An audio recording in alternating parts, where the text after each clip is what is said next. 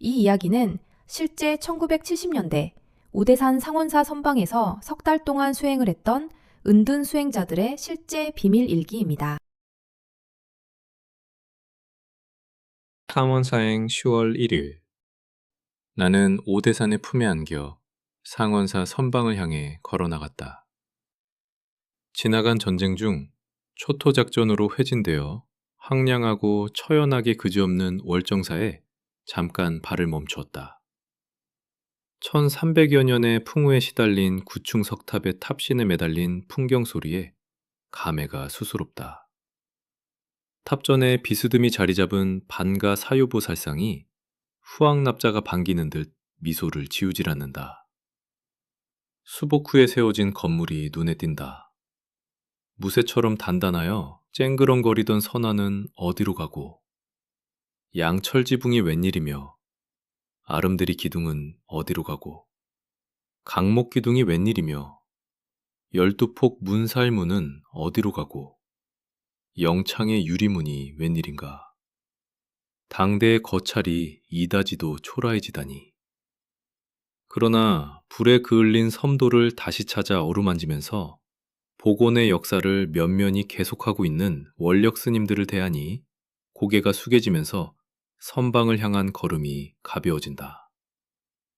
월정사에서 상운사까지는 30리 길이다. 개울의 징검다리를 건너서 화전민의 독가촌을 지나기를 몇 차례 거듭하니 해발 1000m에 위치한 상원사에 다다른다.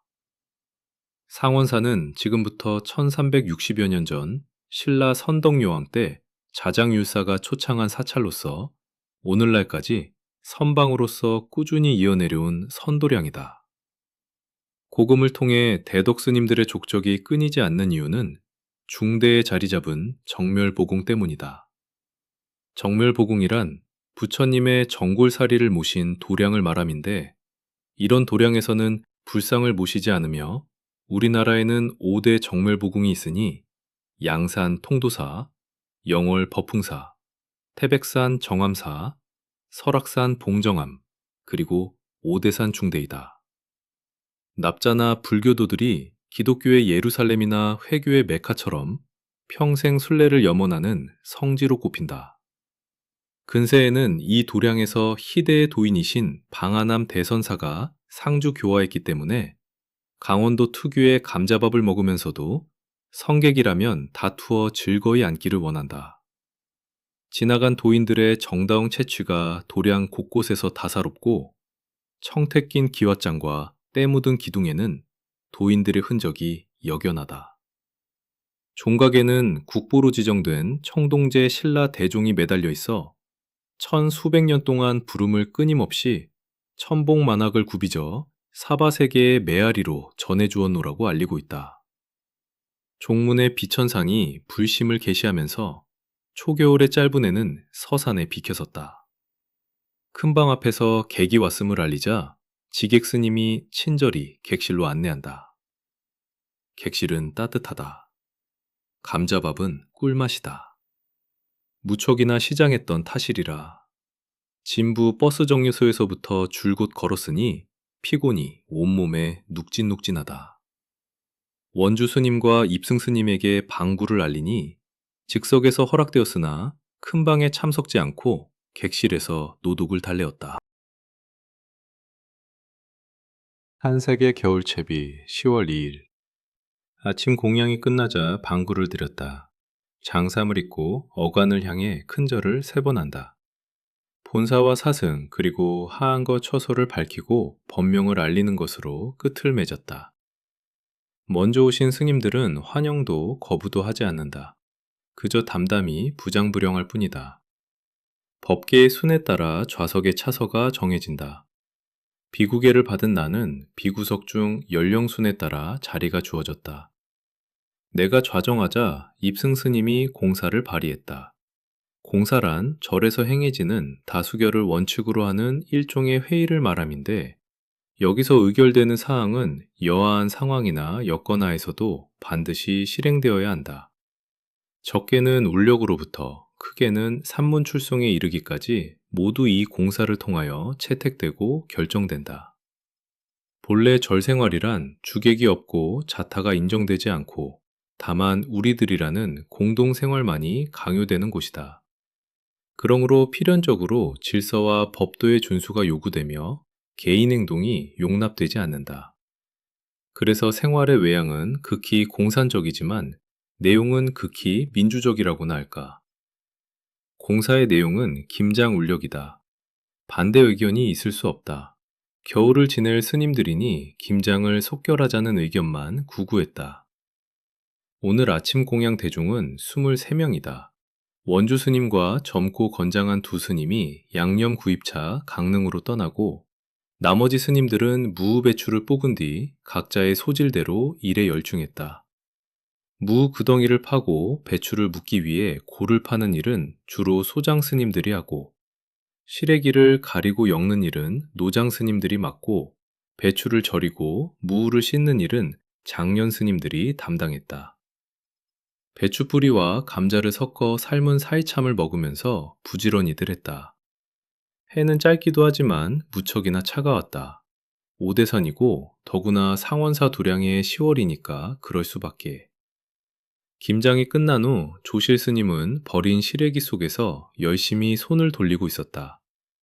김장에서 손을 턴 스님들은 거들떠보지도 않는다. 조실 스님은 최악의 경우 최소 한도로 먹을 수 있는 시래기를 다시 골라 엮고 있었다. 나도 조실 스님을 도와 시래기를 뒤졌다. 조실 스님이 조용히 입을 열었다. 옛날 어느 도인이 주석하고 계시는 토구를 찾아 두 납자가 발길을 재촉했었다오. 그런데 그 토굴에서 10리쯤 떨어진 개울을 건너려고 할 때 이런 시래기 잎이 하나 떠내려오더래요. 그러자 두 납자는 발길을 멈추고 이렇게 중얼거리더래요. 도인은 무슨 도인, 시래기도 간수 못하는 주제인데 도는 어떻게 간수하겠어. 공연히 미투리만 닳게 했구려. 하면서 두 납자가 발길을 되돌려 걷자 스님들, 저 시래기 좀 붙잡아주고 가오. 늙은이가 시래기를 놓쳐 심리를 쫓아오는 길이라오. 두 납자가 돌아다 보니 노장 스님이 개울을 따라 시래기를 쫓아 내려오고 있더래요. 시래기를 붙잡은 두 납자의 토구를 향한 발걸음은 무척 가벼웠겠죠. 과묵한 조실 스님이 계속해서 시래기를 엮으면서 말을 이어나갔다. 어떠한 상황에서도 식물은 아껴야만 하겠죠. 식물로 되기까지 인간이 주어야 했던 시간과 노동을 무시해버릴 순 없잖아요. 하물며 남의 손을 거쳐 만들어진 식물이야 더욱 아껴야 하겠죠. 나는 침묵하면서 시래기를 뒤적일 뿐이었다. 진리 앞에서 군말이 필요할까? 10월 5일, 원주 스님의 지휘로 매주 수는 작업이 시작되었다. 대중생활이고 보니 언제나 분업은 철저히 시행된다. 콩을 씻어 삶는 것으로부터 방앗간을 거쳐 매주가 되어 천장에 매달릴 때까지의 작업 과정에서 대중 전체의 손이 분업 형식으로 거치게 마련이다. 입이 많으니 매주의 양도 많지만 손이 많으니 매주도 쉽게 천장에 매달렸다. 20말들이 장독에는 수년을 묵었다는 간장이 새까맣다 못해 파랗고 흰빛까지 드러내 보이면서 꽉 차 있지만 어느 때 어떤 종류의 손님이 얼마나 많이 모여와서 간장을 먹게 될지 모르니까 언제나 풍부히 비축해 두어야 한다는 원주 스님의 지론이다. 동안거를 작정한 선방에서 겨울을 지내자면 김장과 매주 작업을 거들어 주어야 한다는 것이 성객들의 불문율로 되어 있는 관습이다. 김장과 매주 울력이 끝난 다음에 온 스님들은 송구스럽다면서 낮의 시간에 좌선을 포기하고 뗄나무 하기에 열중했다. 그러자 전체 대중이 뗄나무 하기에 힘을 모았다. 상원사는 동짓달부터 눈 속에 파묻히면 다음해 3월 초까지는 나무길이 막혀버린다. 눈 속에서는 나무와 함께 살아야 하기 때문에 뗄나무는 많을수록 좋았다. 상원사를 기점으로 반경 2km 이내의 사방에서 고목 넘어지는 굉음이 며칠 동안 요란하더니 20여 평의 장작이 열 사흘날 오후에 나뭇간에 쌓여졌다. 10월 14일, 결제를 하루 앞둔 날이다. 결제란 불교 용어로 안거가 시작되는 날을 말한다. 안거란 1년 내철 중에서 여름과 겨울철에 산문 출입을 금하고 수도의 전력함을 말한다. 하안거는 4월 15일에 시작되어 7월 15일에 끝나고, 동안거는 10월 15일에 시작되어 다음해 1월 15일에 끝나는데, 이때 쓰이는 용어가 해제다. 흔히 여름과 겨울은 공부철이라 하고 봄과 가을은 산철이라 하는데, 공부철에는 출입을 금하고 산철에는 출입이 자유롭다. 그래서 결제를 위한 준비는 산철에 미리 준비되어야 한다. 선방 생활과 병영 생활은 피상적인 면에서 극히 유사한 점이 많다. 출진을 앞둔 임전태세의 점검이 무인의 소치라면 결제에 임하기 위한 제반 준비는 성객이 할 일이다. 선방에 입방하면 침식은 제공받지만 의류나 그 밖의 필수품은 자담이다. 월동을 위한 개인 장비의 점검이 행해진다. 개인 장비라야 의류와 세면도구 및 몇 건의 불서 등일 뿐이다. 바랑을 열고 내익과 양말 등속을 꺼내어 보수하면 끝난다.